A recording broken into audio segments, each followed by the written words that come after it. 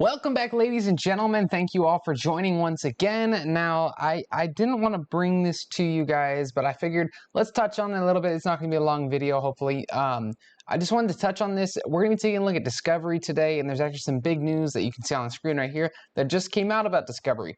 Now, the Discovery and Warner Media merger needs to go through approval, needs to make sure that it's not going to cross any antitrust boundaries, yada, yada, yada. So you kind of get the gist of when a big merger like this, because it would be one of the biggest mergers as of recent at least, if this big merger goes through, you can obviously see how that could be an issue. So obviously, today or a couple days ago, actually really from the time making this video, Congress put out a letter basically saying that they believe that this is going to be an antitrust lawsuit, there's going to be a lot of issues, and I don't understand the angle that they're trying to take at this. I mean, I understand it to the degree of what is actually being said in the letter, but I don't understand, what the intention is for this, or what the intention for the letter is.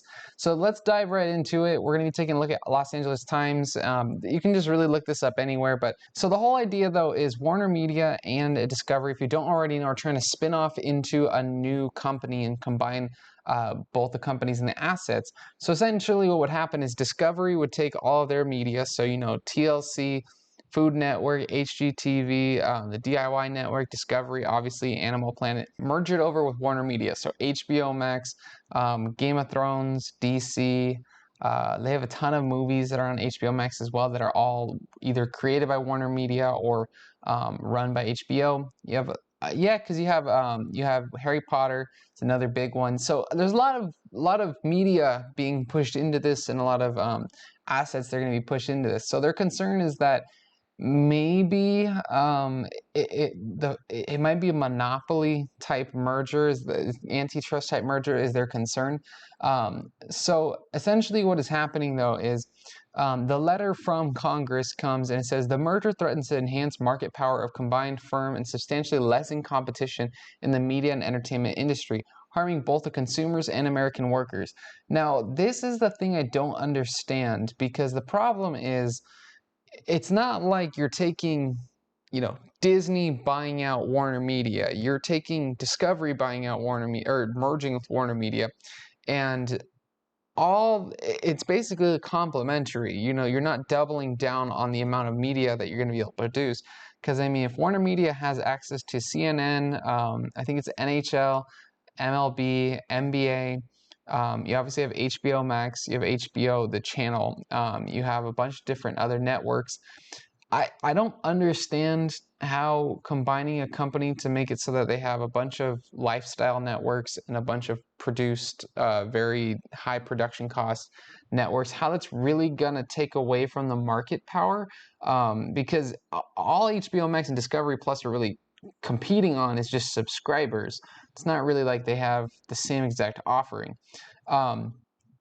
But obviously, David Zaslav, the CEO of Discovery, is obviously going to say, this deal is not anti-competitive. They don't obviously believe that, but it's in their best interest, I guess, that the merger does go through. So, when you're looking at this, think about from outside of the people who are actually involved.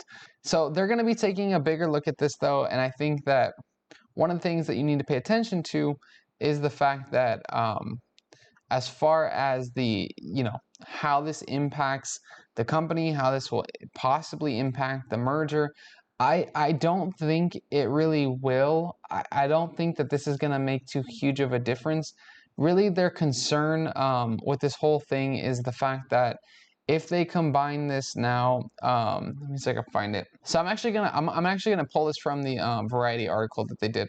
But basically, what the Democratic legislators were saying is that competitive markets create more high quality jobs and give workers more freedom, flexibility to change jobs, and negotiate for better pay, working conditions. Furthermore, in the absence of competition, the rise of employers' market power reduces the power of workers to voice and exit, increasing the risk of exploitation. Enforcement of our anti-merger laws is especially critical for workers from marginalized communities.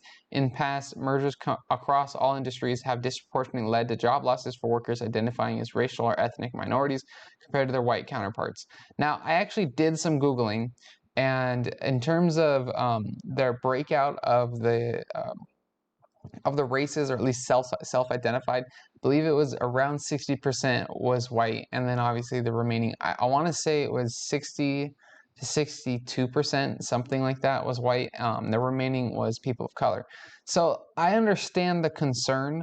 I think though the opportunity to create synergies between the two companies will possibly create more jobs, because that's kind of the whole idea, is these companies want to generate more and more revenue, so that way they can keep producing movies, keep producing shows at a less, burdensome cost, because they're trying to get money from Discovery Plus and HBO Max. They're really trying to push for that.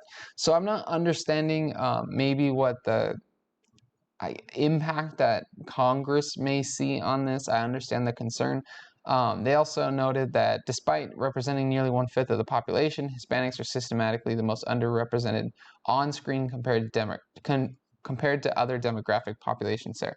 So, I mean, I understand the concern. I really do. But I think in terms of the merger of the company, this isn't like Disney buying out a huge media company.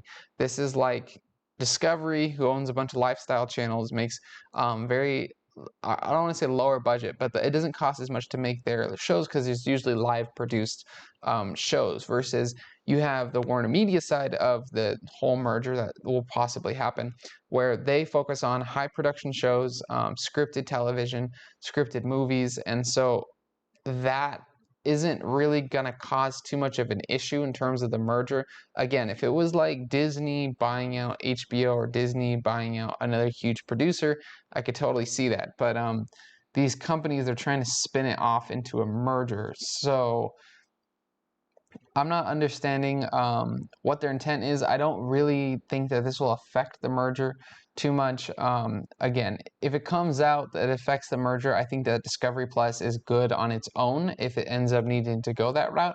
That's kind of when you make these assumptions and you're making your investments, you need to know how you're going to lose money just as well as how you want to make money. So, because all your assumptions might not play out. You invest in 20, 30 different stocks, there's a good chance that probably third of them, a half of them probably don't play out the exact same way that you had imagined. So when I did my investment, when I started my position in this, I went in with the assumption that there is a chance that the merger doesn't go through, that maybe like something like this where the Congress doesn't approve it. I don't personally think that this will affect the merger too much. I believe so I couldn't find anything in terms of David Zaslav's concern about it, but obviously, I mean, like we mentioned in the other article, he believes that there's nothing, that there's nothing as far as the threat of it being anti-competitive.